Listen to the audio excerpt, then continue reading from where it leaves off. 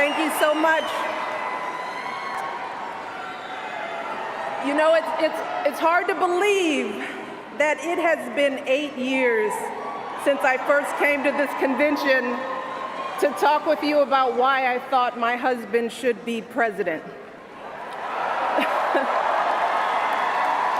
Remember how I told you about his character and conviction, his decency and his grace, the traits that we've seen every day that he served our country in the White House. I also told you about our daughters, how they are the heart of our hearts, the center of our world, and during our time in the White House, we've had the joy of watching them grow from bubbly little girls into poised young women, a journey that started soon after we arrived in Washington, when they set off for their first day at their new school. I will never forget that winter morning as I watched our girls, just 7 and 10 years old, pile into those black SUVs with all those big men with guns. And I saw their little faces pressed up against the window, and the only thing I could think was, what have we done? See, because at that moment, I realized that our time in the White House would form the foundation for who they would become, and how well we managed this experience could truly make or break them. That is what Barack and I think about every day as we try to guide and protect our girls through the challenges of this unusual life in the spotlight. How we urge them to ignore those who question their father's citizenship or faith. How we insist that the hateful language they hear from public figures on TV does not represent the true spirit of this country. How we explain that when someone is cruel or acts like a bully, you don't stoop to their level. No, our motto is, when they go low, we go high.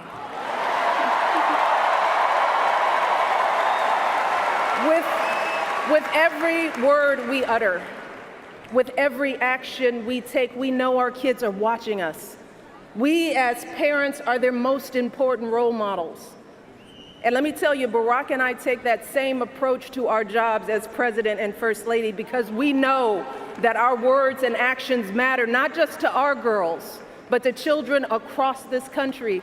Kids who tell us, I saw you on TV, I wrote a report on you for school. Kids like the little black boy who looked up at my husband, his eyes wide with hope, and he wondered, is my hair like yours? And make no mistake about it, this November when we go to the polls, that is what we're deciding. Not Democrat or Republican, not left or right. No, in this election and every election is about who will have the power to shape our children for the next 4 or 8 years of their lives.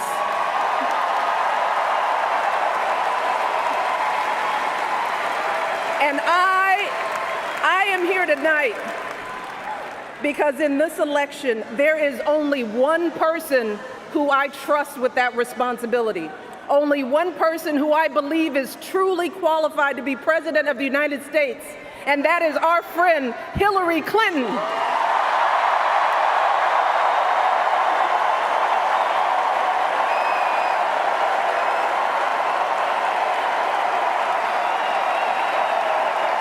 That's right. See, I trust Hillary to lead this country because I've seen her lifelong devotion to our nation's children. Not just her own daughter, who she has raised to perfection, but every child who needs a champion. Kids who take the long way to school to avoid the gangs. Kids who wonder how they'll ever afford college. Kids whose parents don't speak a word of English but dream of a better life. Kids who look to us to determine who and what they can be. You see, Hillary has spent decades doing the relentless, thankless work to actually make a difference in their lives. Advocating for kids with disabilities as a young lawyer, fighting for children's health care as First Lady, and for quality child care in the Senate.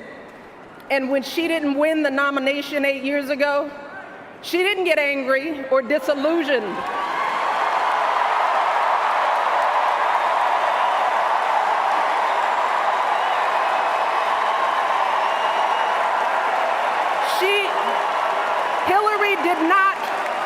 Hillary did not pack up and go home, because as a true public servant, Hillary knows that this is so much bigger than her own desires and disappointments. So she proudly stepped up to serve our country once again as Secretary of State, traveling the globe to keep our kids safe. And look, there were plenty of moments when Hillary could have decided that this work was too hard, that the price of public service was too high, that she was tired of being picked apart for how she looks or how she talks or even how she laughs. But here's the thing. What I admire most about Hillary is that she never buckles under pressure. She never takes the easy way out. And Hillary Clinton has never quit on anything in her life.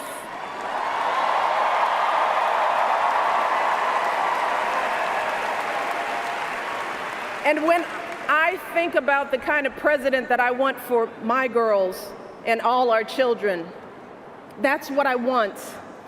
I want someone with the proven strength to persevere, someone who knows this job and takes it seriously, someone who understands that the issues a president faces are not black and white and cannot be boiled down to 140 characters. Look, because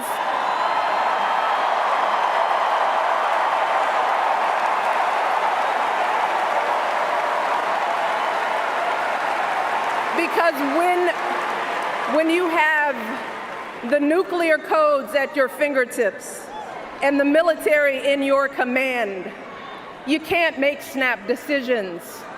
You can't have a thin skin or a tendency to lash out. You need to be steady and measured and well-informed.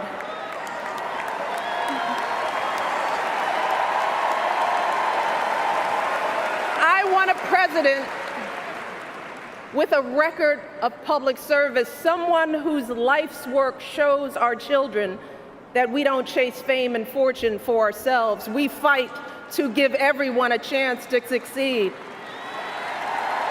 And we give back even when we're struggling ourselves, because we know that there is always someone worse off. And there, but for the grace of God, go I. I want a president who will teach our children that everyone in this country matters. A president who truly believes in the vision that our founders put forth all those years ago, that we are all created equal, each a beloved part of the great American story. And when crisis hits, we don't turn against each other. No, we listen to each other. We lean on each other, because we are always stronger together.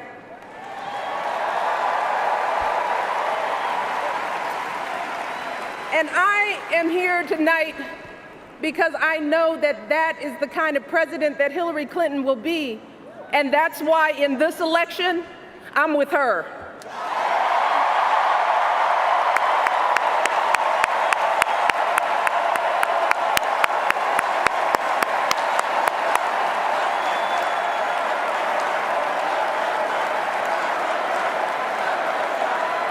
You see, Hillary understands that the president is about one thing and one thing only. It's about leaving something better for our kids. That's how we've always moved this country forward, by all of us coming together on behalf of our children. Folks who volunteer to coach that team, to teach that Sunday school class, because they know it takes a village. Heroes of every color and creed who wear the uniform and risk their lives to keep passing down those blessings of liberty. Police officers and protesters in Dallas who all desperately want to keep our children safe. People who lined up in Orlando to donate blood because it could have been their son, their daughter in that club.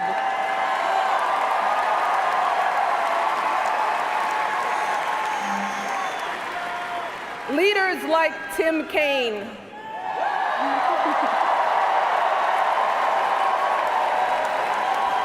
who show our kids what decency and devotion look like.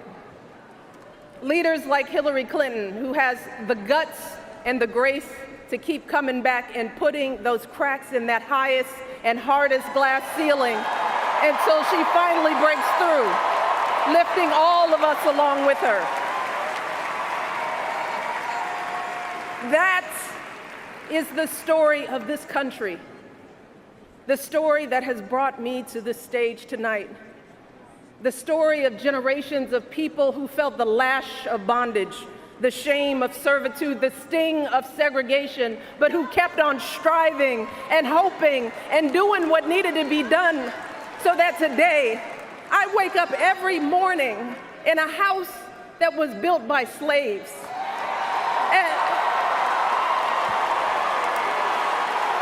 And I watch my daughters, two beautiful, intelligent black young women, playing with their dogs on the White House lawn.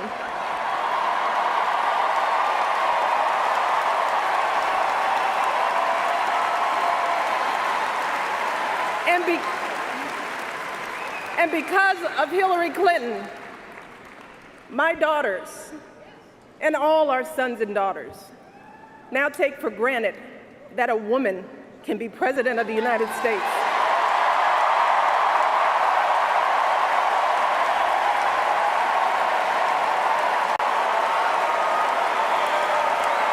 So look,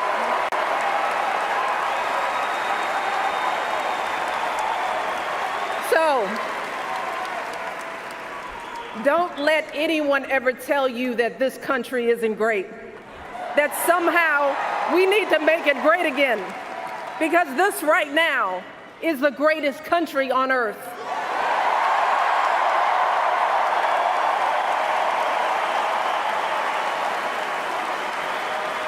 And as my daughters prepare to set out into the world, I want a leader who is worthy of that truth, a leader who is worthy of my girls' promise and all our kids' promise, a leader who will be guided every day by the love and hope and impossibly big dreams that we all have for our children.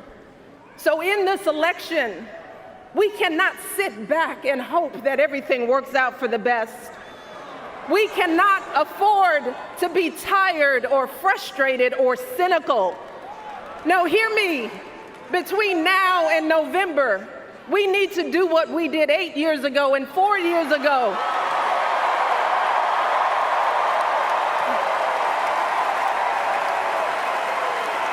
We need to knock on every door. We need to get out every vote. We need to pour every last ounce of our passion and our strength and our love for this country into electing Hillary Clinton as President of the United States of America. So let's get to work. Thank you all, and God bless.